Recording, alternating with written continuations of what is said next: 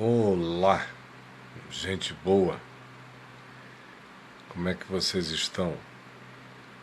Claro que eu não tinha dito a ninguém que iria falar, eu estou falando só porque me deu vontade, muita vontade de dizer umas coisas rápidas antes de eu dormir. Na realidade, eu já estou até com sono. O dia de hoje não foi cheio de correria, mas foi muito cansativo para mim. O que eu quero falar? Já está dito aí. Eu estou perguntando a você o que caracteriza uma verdadeira igreja segundo o Evangelho. O que seria isso? A igreja de Cristo, a igreja segundo o Espírito de Jesus. O que a igreja teria que ser se o que Jesus ensinou sobre o Evangelho tiver que ser vivido por todos, incluindo a igreja? Parece ridículo, mas não é. Porque os mandamentos do Evangelho parecem ser para indivíduos, não para a igreja. A igreja parece ter permissão para viver o não-evangelho e cobrar dos indivíduos a vivência do evangelho, quando essas igrejas querem passar por sérias. Quando elas de fato não são, como a maioria, elas ensinam um outro evangelho. Mas olha aqui para mim, bem juntinho. A pergunta é a seguinte: qual seria a marca dessa igreja de Deus na Terra? Ora, em primeiro lugar, ela tem que ser marca do Evangelho. Você vê marca do Evangelho no cristianismo, que começou no IV século e está presente até hoje? Não, no cristianismo eu vejo as marcas do Império Romano, da filosofia grega, das estruturas de controle das dioceses, das cidades, dos grupos na gestão romana. Eu vejo tudo isso. E Jesus como o imperador desse poder, dessa potestade. Mas não parece com o Evangelho. Olha a história da igreja e vê quais foram os homens que pareceram com Jesus. Você pode até falar de pessoas que gritaram, esbravejaram, pregaram teses, se rebelaram contra os excessos, saíram, foram ameaçados de morte e prosseguiram, mas nenhum deles é alguém acerca de quem a gente diga: meu Deus, que pessoa parecida com Jesus. E que comunidades da fé, ou assim chamadas comunidades cristãs, tiveram alguma coisa a ver com o Evangelho e pareceram com Jesus. Quando elas eram muito bíblicas, elas pareciam com o Velho Testamento, mas não com o Novo, muito menos com Jesus. Jesus sempre foi uma coisa para indivíduos desapegados, para malucos beleza, para pessoas puras, sem nenhuma vocação para conduzirem nada, dirigirem nada, porque sendo como Jesus, não teriam o devido pulso, não imporiam as coisas do mesmo jeito. Sendo como Jesus, seria como a relação de Jesus com as pessoas nos evangelhos. Se a igreja de fato fosse de Jesus, ela buscaria parecer com Jesus. E ela não parece. Ela parece com uma sinagoga, ou com um fórum romano, ela parece com a hierarquia sacerdotal dos cultos egípcios, ela parece com um monte de coisa, mas não com Jesus. Com Jesus não, tem nada a ver com Jesus. É por isso que a igreja é um grande desapontamento histórico. Grande. Jesus disse em João 17 que aquela igreja pela qual ele orava diante do Pai só seria um sinal real como povo dele se eles se amassem uns aos outros e andassem em tal amor, com tal profundidade, que todo e qualquer ódio que viesse à igreja fosse semelhante ao ódio que veio a Jesus, ou seja, acerca do qual se possa dizer: odiaram-me sem motivo. Mas, infelizmente, na maioria das vezes, no curso da história, não foi assim. Odiaram-nos com motivo. Demos ocasião, porque não vivemos o sinal de Cristo. Nisto conhecereis que sois meus discípulos, se vos amardes uns aos outros. Amar um ao outro não significa passear de mão dada, ter que assumir um compromisso chifópago quanto a fazer o que o outro está me pedindo para fazer, trabalhar com ele, realizar coisas com ele. Não. Amar o outro é servi-lo nas suas necessidades, é cuidar dele nas suas carências e impotências, alegrar-me com ele no seu choro, na sua alegria, e solidarizar-me com ele na sua dor e no seu choro. O resto é Hollywood. O resto é papo romântico que não tem nada a ver com amar-nos uns aos outros. E aí Jesus disse que se nos amássemos uns aos outros, o mundo creria. O mundo teria sua única chance de crer que Deus tinha visitado os homens, porque os homens que são tão hostis, egoístas, partidaristas, narcisistas, egocêntricos, diferentemente disso, estavam agora se amando uns aos outros. Isso é muito doido, é alienígena. Então Jesus disse, essa é a coisa mais estranha que aconteceria. É se vocês começarem a se amar uns aos outros, aí o mundo pode crer que Deus esteve e está vivendo em vocês. Porque só Deus vivo em vocês faria com que vocês amassem-se uns aos outros.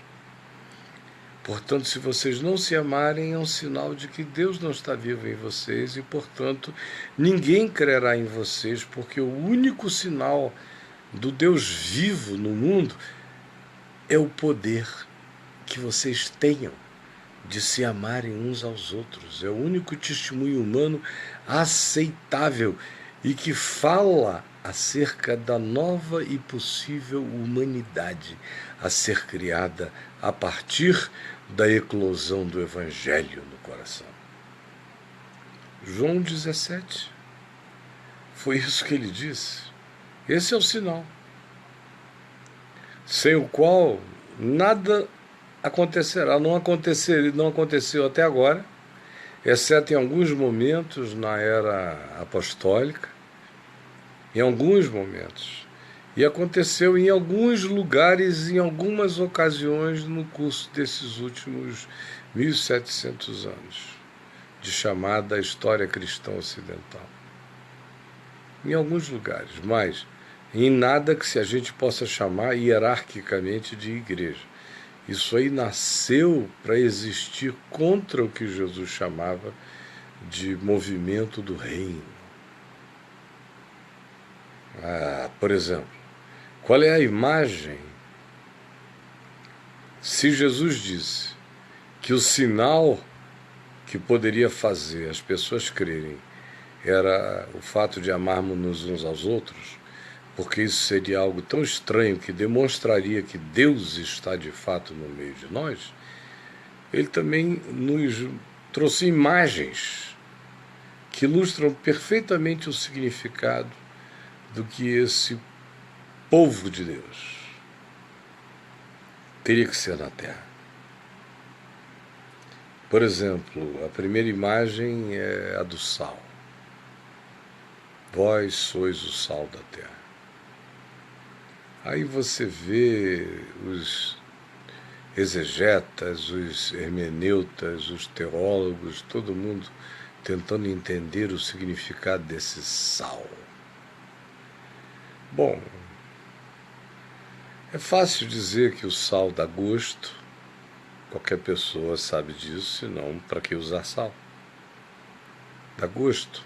Vós sois o sal da terra, o gosto da vida.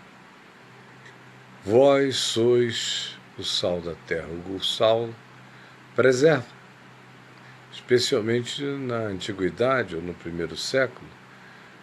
Não havia geladeira, é óbvio.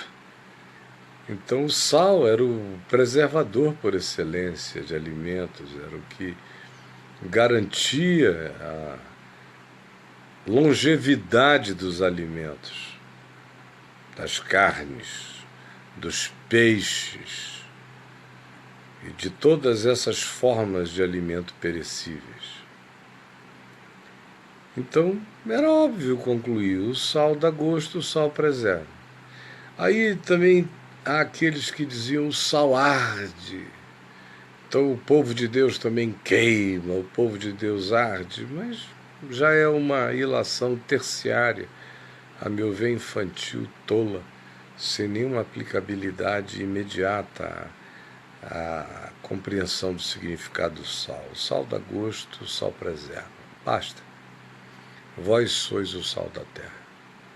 Agora, o que ninguém inclui, ninguém mesmo, inclui na interpretação é a coisa mais óbvia. O sal só dá gosto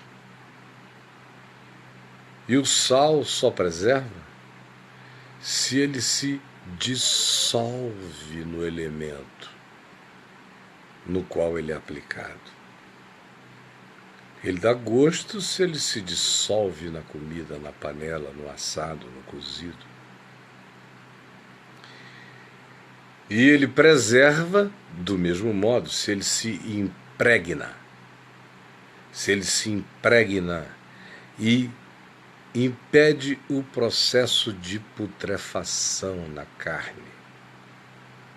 Por isso ele preserva, porque ele se impregna.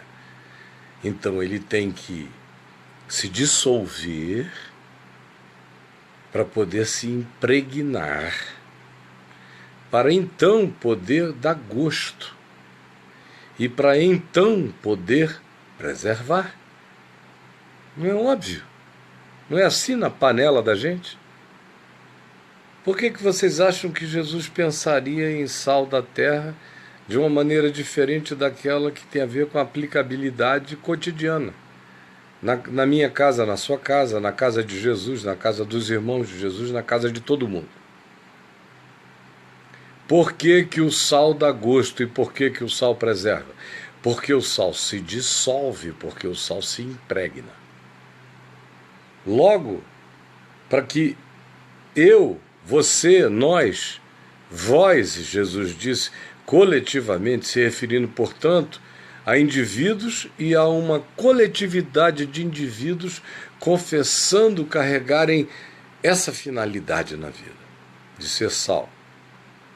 Para que isto aconteça, a primeira coisa é que temos que nos dissolver. Dissolver. Jesus disse, o sal que não se dissolve para nada mais presta, senão para virar um monturo e ser lançado fora e pisado pelos homens. Para que a igreja seja um agente, segundo o Evangelho, segundo Jesus, como a gente nunca viu na história, ela tem que ter a coragem de morrer. De morrer, minha gente. De ser como Cristo, de se dissolver na vida, que é tudo que a igreja não quer, é morrer, se dissolver, se invisibilizar na sociedade. Invisibilizar-se, invisibilizar-se na sociedade, para que ela não se inviabilize, justamente porque ela quer se visibilizar, quer ser um sal que não se dissolve, que não desaparece na sociedade, no mundo, no gosto da vida, é que ela se tornou inviável, porque ela quer ser visível.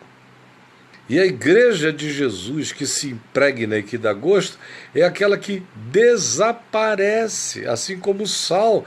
Um sal que não desapareça na comida é uma pedra insustentável, que não vai dar gosto a nada, vai quebrar seu dente. Sobre isso ninguém quer pensar. Que a grande revolução da igreja é deixar de ser prédio, é deixar de ser torre, é deixar de ser grandes instituições, é deixar de ser tudo aquilo que nós humanos chamamos de poder, de pirâmide, de confirmação de marca e de continuidade. Vocês estão me ouvindo e me achando louco, não é? Um dia vocês me entenderão.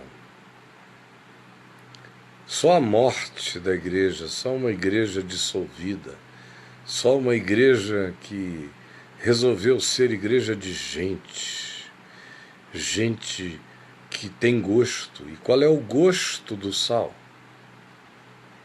Qual é o gosto do sal humano, segundo Jesus? O gosto é o Evangelho, como Paulo disse. Tudo que digais seja temperado com sal. Ele usa essa expressão, a vida temperada com sal, com gosto, do conteúdo, do amor, do perdão, da generosidade, da misericórdia, do deixar cada um livre, do desamarrar as pessoas, do não oprimi-las, do impor as nossas mãos com amor sobre os doentes, os aflitos. Qual é o conteúdo desse sal? É curar doentes, curar com milagres e curar com ouvidos que ouvem, com coração carinhoso que acolhe, com palavras de vida que são ditas. Esse é o gosto desse sal. O gosto desse sal é compaixão, é solidariedade, é justiça acima do direito, é justiça acima da lei. Do direito, quando eu digo, é do direito humano, constitucional. A justiça do reino de Deus vem acima de tudo. Isso é o que dá gosto. É carregar essa transcendência espiritual em mim, essa eternidade, essa desassombração frente à vida, frente à morte, frente a tudo, e andando no amor de Deus. Isso é o que dá gosto. Isso aqui é delicioso. É ser homem e mulher capazes de amar todo outro ser humano, parecidos ou diferentes de nós. Isso é que dá gosto. É caminhar sem medo pela vida. Isto é que dá gosto. Isto é que é ser sal. estar impregnado do Evangelho e transbordar o sabor de Cristo, conforme a gente vê nas relações de Jesus com os seres humanos nos Evangelhos. Isso é que dá gosto. Esse é o gosto do sal. Mas para ele dar esse gosto, ele tem que deixar de ser um profissional do sal. Quem é o senhor? Eu sou o reverendo Sal. Sou o pastor Sal, o bispo Sal, o apóstolo Sal. Não. O sal é só um ser humano. Ele tem nome, ele tem caminho, ele é um ser humano. Ele não faz propaganda, não diz muito prazer, eu sou o sal da terra. Não. Ele desaparece. Ele é só um humano entre os humanos. Ele é um espírito cheio de luz, andando no cinza ou na treva da existência. Mas ele não faz propaganda. Ele não tem que dizer, olhem para mim. Ele não anda nem com essa preocupação. Ele não tem essa agenda. Ele está cheio e impregnado. Por isso ele não tem que propalar nada. Ele é uma narrativa. Ele é um anúncio. Ele é a mensagem. Ele é a carta viva. Ele é o sal dissolvido, perceptível, dando gosto aos alimentos das relações humanas. Isso é que dá gosto. Agora, a gente tem que se dissolver. Tem que virar só um estudante universitário, tem que virar só um professor, tem que virar só um médico, tem que virar só um gari, tem que virar só um funcionário público, só um advogado, só um juiz, tem que virar só um motorista, só um caminhoneiro, tem que virar apenas um pedreiro, um carpinteiro, tem que virar apenas um ensinador do Evangelho, não um promotor de si mesmo. Tem que se dissolver para poder se impregnar na vida, na existência, com naturalidade, de modo que não tem nenhuma propaganda do sal sendo feita, mas está todo mundo dizendo que gostoso, que gostoso. Foi isso que Jesus tinha em mente quando ele disse, vós sois o sal da terra. Quem foi que inventou qualquer outra idiotice para vocês? Mas quando a igreja é assim, a revolução se instala. Quanto mais gente houver com essa compreensão, mais chance de revolução nós teremos e menos a igreja aparecerá e mais o evangelho crescerá no coração das pessoas. Hoje em dia nós estamos aqui para fazer propaganda da igreja e esconder Jesus. Eu estou aqui em nome de Jesus para te dizer que a igreja deve morrer para que Jesus cresça. E que todos nós temos que parar de fazer propaganda de Jesus, do Evangelho e muito mais ainda deixar de fazer propaganda de igreja e sermos apenas os sais dissolvidos nas panelas da existência humana, impregnando-nos, dando gosto e preservando, sem alarde, o que precisa ser preservado. Mas quem crerá no que eu estou dizendo, a menos que haja uma iluminação do Espírito Santo e o indivíduo de fato se converta a Jesus, ao Evangelho, e não à eclesiologia do cristianismo, não ao Vaticano, não às instituições, aos templos de Salomão ou aos Mackenzies do nosso orgulho religioso. Se vos amardes, Jesus disse, o mundo crerá que o Pai me enviou. Esse é o milagre. E ele disse, vós sois o sal da terra. Se vocês viverem assim, a terra terá uma chance de sentir o gosto da vida e do Evangelho. Do contrário, vocês podem comprar todos os terrenos, construir todos os templos, botar uma casinha religiosa dessas de vocês em cada esquina e tudo continuará assim, sal no saleiro, ou sal glorificando a si mesmo dentro desses silos religiosos cheios de sal pedrado, sem gosto para nada, desprezado pelos homens, como Jesus profetizou. E ele também disse: vós sois a luz do mundo. Que luz é essa? Como é que essa luz se manifesta? O que é que ele tinha em mente? Encher o sinédrio de discípulos dele para tomarem o sinédrio judaico, o parlamento judaico, de assalto com os novos crentes? Vocês realmente não conhecem Jesus. Não conhecem. Vocês foram muito enganados. O que é ser a luz do mundo? É ter um monte de gente gritando contra as PECs. É ter o quê? O que é ser a luz do mundo? É fazer ONGs para defender os pobres da terra, enquanto está cheio deles na esquina da sua casa, você passa distraído porque você ajuda uma ONG? É brincadeira. Isso é ser luz do mundo? O que é ser luz do mundo para você, rapaz? Ensinaram para você que ser luz do mundo é carregar uma Bíblia, não é? Antigamente era assim. A espada, a luz. O que era para Jesus ser luz do mundo? Para Jesus, luz está associada ao fruto do amor, ao fruto da luz, às boas obras aos quais Deus preparou para que andássemos nelas. Foi o que ele disse lá em Mateus 5.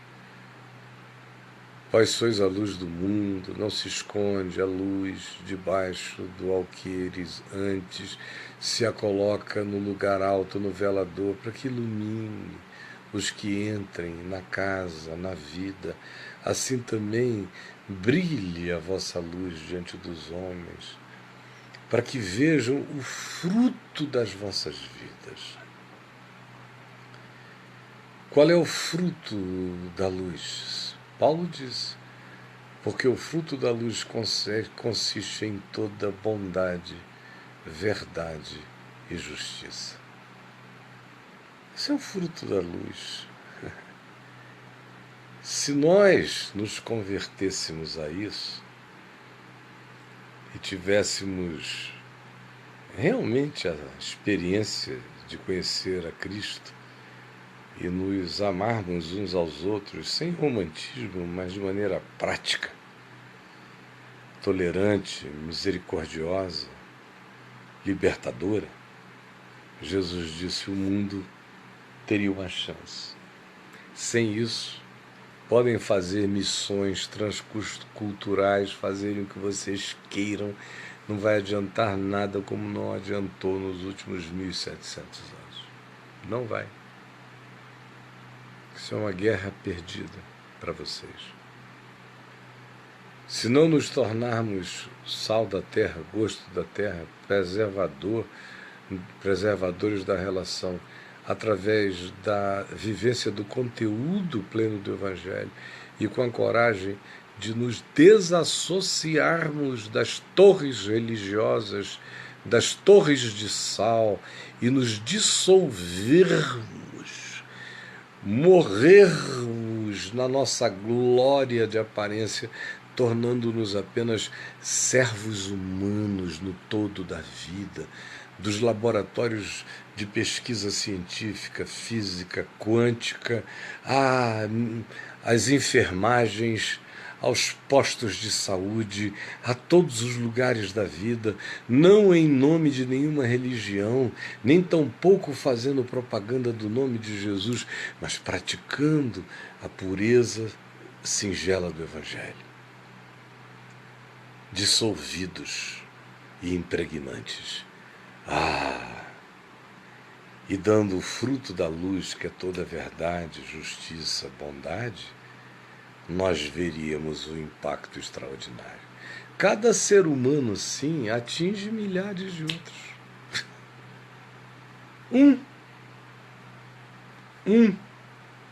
Umzinho. O que você está fazendo aí? Olha, eu estou aqui sozinho. Minha mulher está viajando. Eu vou já dormir. Amanhã tem papo de graça, bem cedo, eu tenho que acordar cedo. Mas por que você está aí? É porque que crê assim exerce atração sobre milhares. Mas você sente esse gosto em mim, não sente não? Você sente essa gravidade. Você sente essa verdade. Você sabe que eu não estou brincando disso. É por isso que te atrai, é por isso que te fascina, é por isso que te perturba.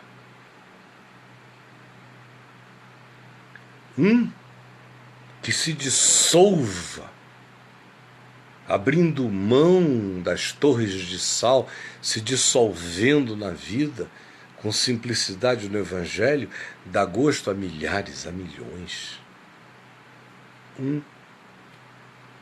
Se começar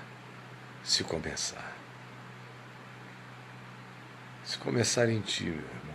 Eu não pude ler nada do que escreveram aqui. E essa existência que dá esse gosto, que é preservadora, que se dissolve, se impregna, provoca uma sede danada em todo mundo. Sede. Sal da sede. Dá muita sede. E é com sede que eu quero deixar você, pedindo ao Espírito Santo que o que eu falei, com toda a verdade do meu coração e com o testemunho desses 43 anos de vida, buscando isto para mim e para os outros, especialmente nos últimos 20 anos, quando eu deixei qualquer que fosse a barganha a fazer, a minha oração é que isso gere uma sede enorme em você. Essa vontade de conhecer, experimentar, provar o Evangelho e dizer: eu aprendi o gosto de Deus em mim e para a vida, que é o gosto do Evangelho. Um beijo, gente boa. Que o Senhor Jesus nos abençoe. Tenham todos uma boa noite. Se o que eu disse fez bem a você, eu peço uma coisa: compartilhe com centenas e centenas de amigos seus agora. Faça parte disso. Me ajude, por favor, a divulgar o gosto do Evangelho. Em nome de Jesus. Amém. Um beijo.